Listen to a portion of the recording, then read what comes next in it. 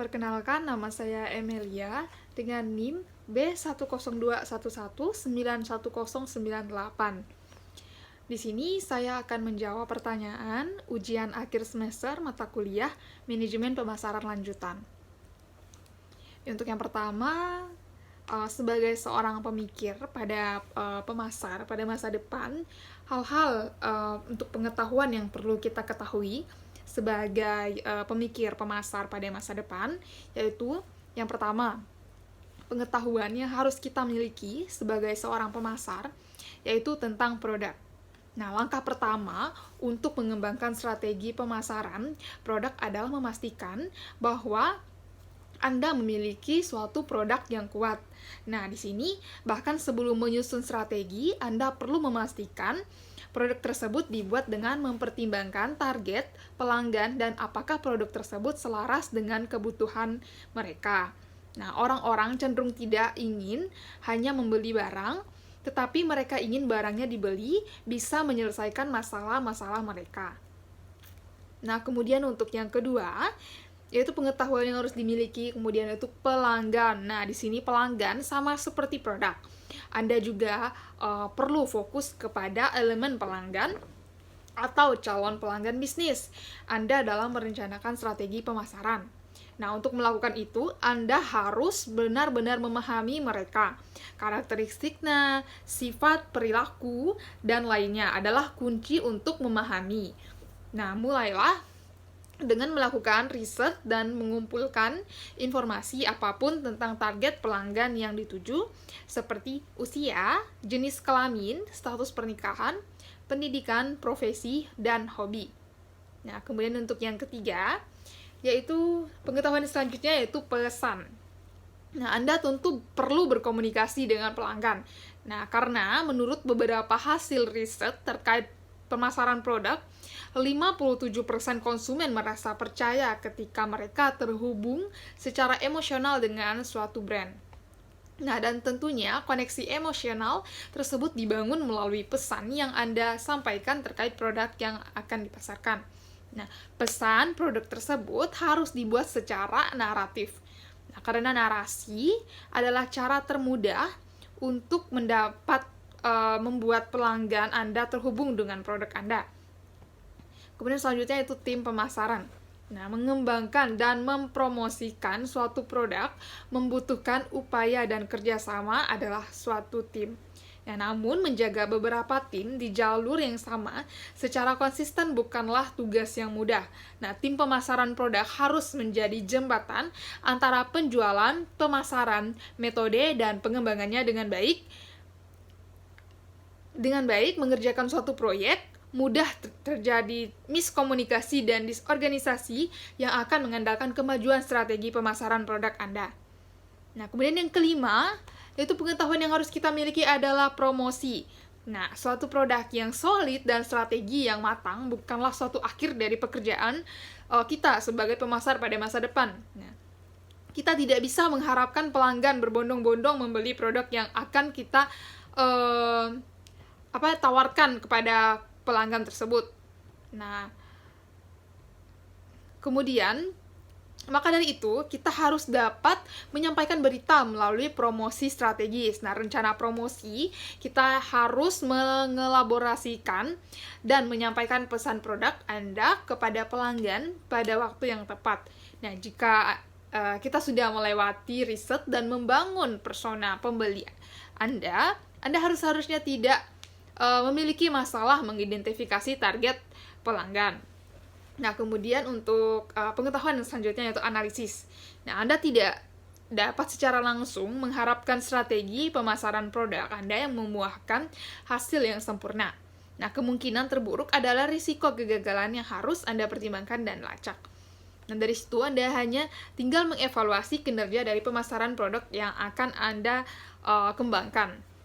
Nah, elemen analisis ini sangat penting agar strategi pemasaran produk bila benar-benar berjalan secara efektif setelah kita bisa menerapkan rencana promosi dan produk yang akan kita pasarkan, kita perlu mereview untuk mengetahui seberapa suksesnya strategi yang telah kita terapkan. Nah, lihatlah baik-baik titik dari kesalahan yang mungkin terjadi pada pemasaran kita ke depannya.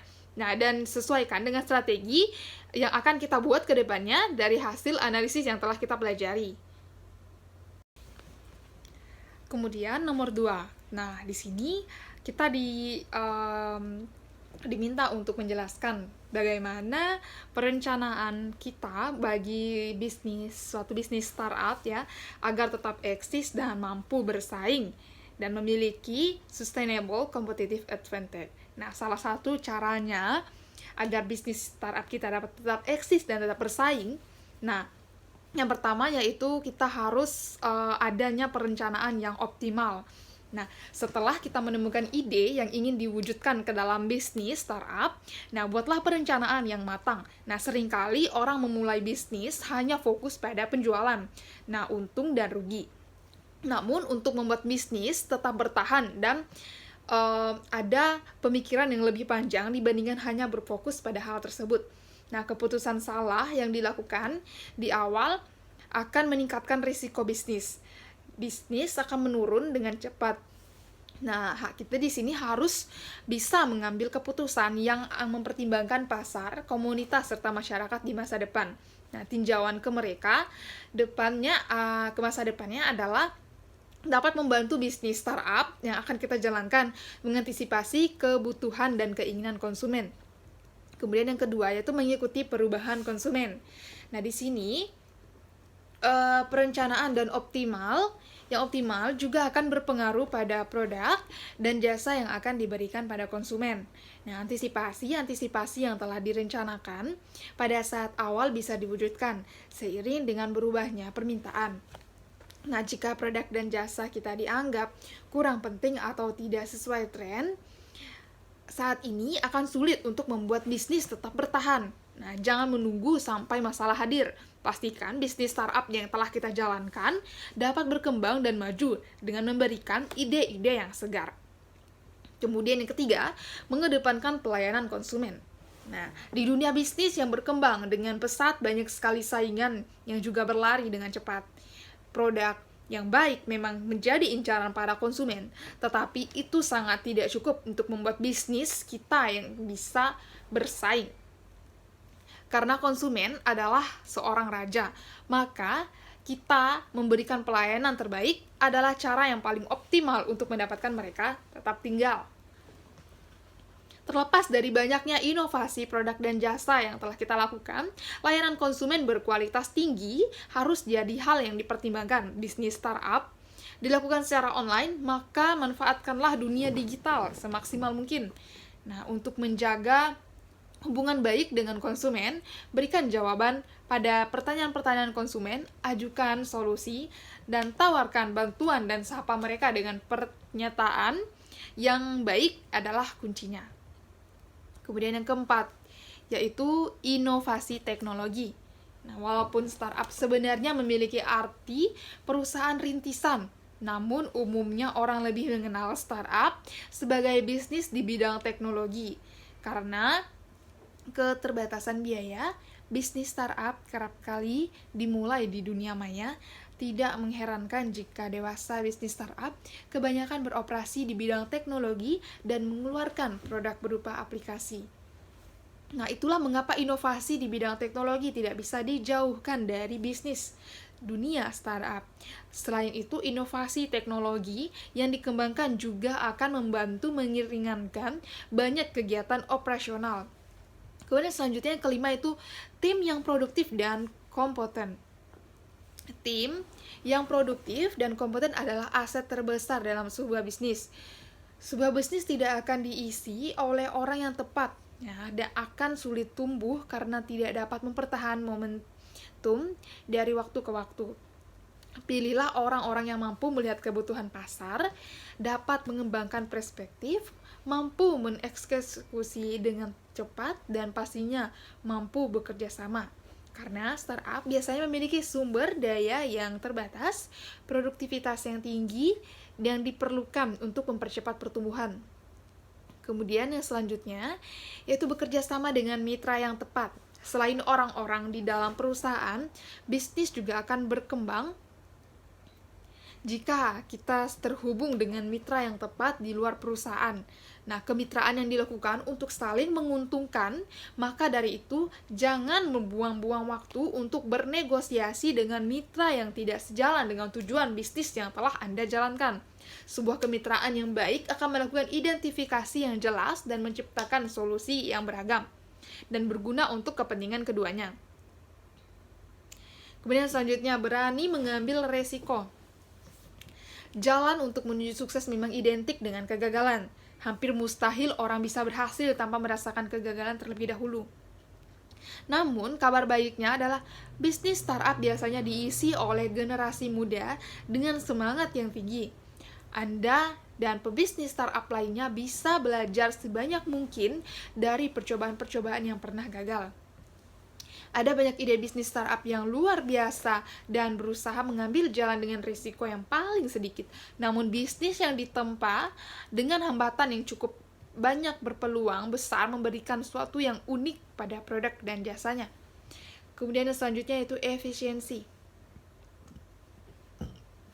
Besar pasak daripada tiang. Ungkapan ini seringkali relevan pada bisnis yang baru memulai usahanya. Oleh karena itu dibutuhkan pola efisiensi dalam bisnis yang dikembangkan. Kita sebagai seorang pebisnis, bisnis startup, harus benar-benar mengawasi dana yang dihabiskan, operasional serta pendapatan yang dihasilkan. Ini dilakukan untuk memastikan suatu kebutuhan yang dipenuhi oleh bisnis selaras dengan apa saja yang harusnya dilakukan dan didapatkan untuk menciptakannya. Pertumbuhan perusahaan. Maka dari itu dibutuhkan pemikiran dalam hal keuangan dan operasional perusahaan. Nah, contohnya yaitu Anda harus memperhatikan cost per lead untuk saluran pemasaran yang berbeda sebelum memutuskan untuk melakukan pemasaran. Selanjutnya, contoh lainnya adalah dengan melihat kinerja dari tim Anda.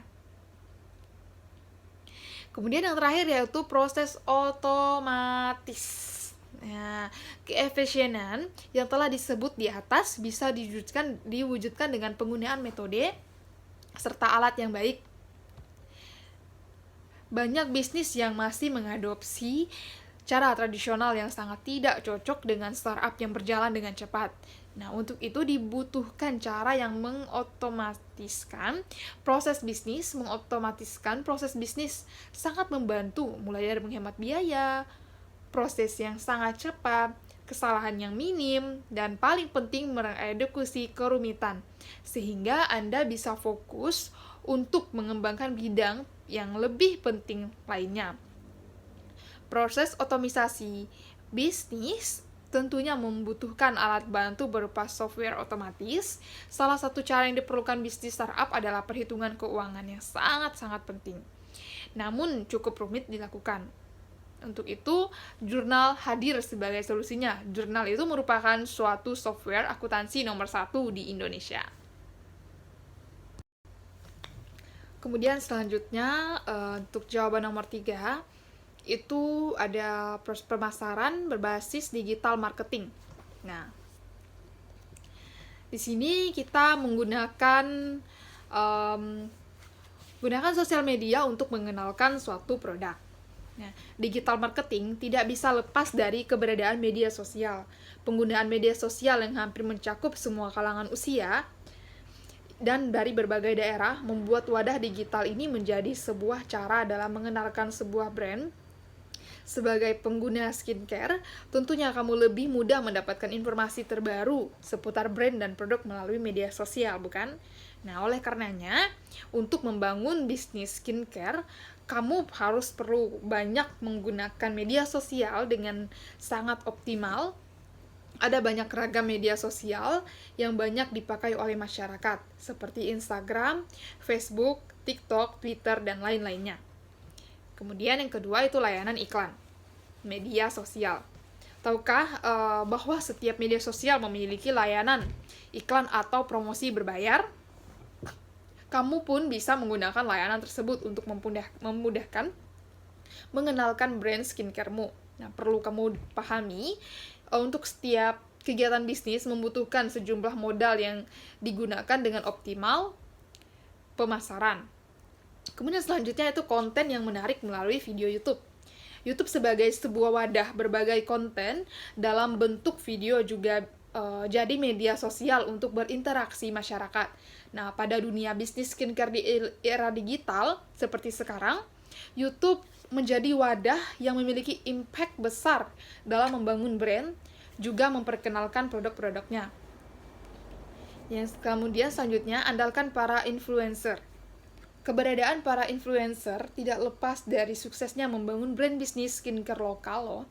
Nah, bila zaman dulu membuat iklan berkualitas dengan melibatkan artis-artis terkenal untuk tayang di televisi, jadi kegiatan pemasaran yang efektif, kini influencer bisa menggantikannya. Kemudian selanjutnya menyediakan produk di berbagai e-commerce. Nah, aktivitas digital marketing juga tidak jauh dari keberadaan e-commerce, yang saat ini jadi wadah berbelanja sebagian masyarakat. Dengan menyediakan produk-produk di berbagai e-commerce, maka masyarakat jadi lebih mudah membeli produk tersebut.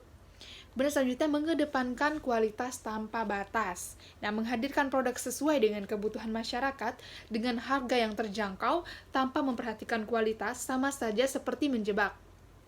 Nah, kamu juga pasti hilang minat ketika mendapatkan produk perawatan kulit yang ternyata memiliki kualitas buruk dan memberi hasil yang tidak sesuai ekspektasi, bukan? Nah, selanjutnya untuk generasi Z. Ini pemasaran khusus ditunjukkan untuk generasi Z. Yang pertama, yaitu strateginya kemudian jual pengalaman, ya. Untuk generasi Z bukan menjual produk. Generasi Z atau anggota Gen Z tidak tertarik dengan penjualan langsung karena mereka tumbuh dengan internet. Maka kebal terhadap kampanye pemasaran yang jelas. Mereka tidak ingin mendengar mengapa produk Anda begitu menakjubkan. Mereka ingin tahu apa manfaat bagi mereka. Kemudian yang kedua, video. Konten video adalah kuncinya. Seperti survei Google mengungkapkan bahwa YouTube adalah platform pertama yang dituju generasi Z ketika mereka ingin dihibur atau dihibur. Tetapi itu bukan satu-satunya tujuan mereka menggunakan YouTube. Dengan 85% remaja secara aktif menggunakan platform, 80% melakukan untuk memperluas pengetahuan mereka, 68% untuk meningkatkan atau memperoleh keterampilan baru. Kemudian yang ketiga, pikirlah kembali kampanye influencer utama itu. Pada tahun 2018 diperkirakan bahwa merek akan menghabiskan 1, miliar untuk influencer Instagram dengan lebih dari 14,5 juta post bersponsor dan terus bertambah setiap tahunnya. Kiriman bersponsor dapat menghabiskan biaya bisnis yang kita jalankan sekitar 35 dan 700 triliun rupiah. Dan tergantung dengan siapa Anda berkolaborasi. Kemudian yang keempat yaitu berinteraksi dengan pelanggan.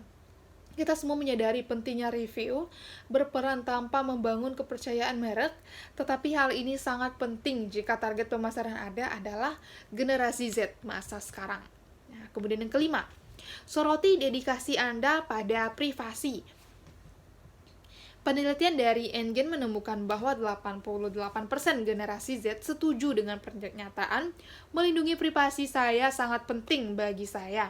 Sebuah survei oleh IBM menemukan bahwa kurang dari sepertiga remaja merasa nyaman dengan membandingkan detail pribadi mereka secara online. Selain itu, informasi, kontak, dan riwayat pembelian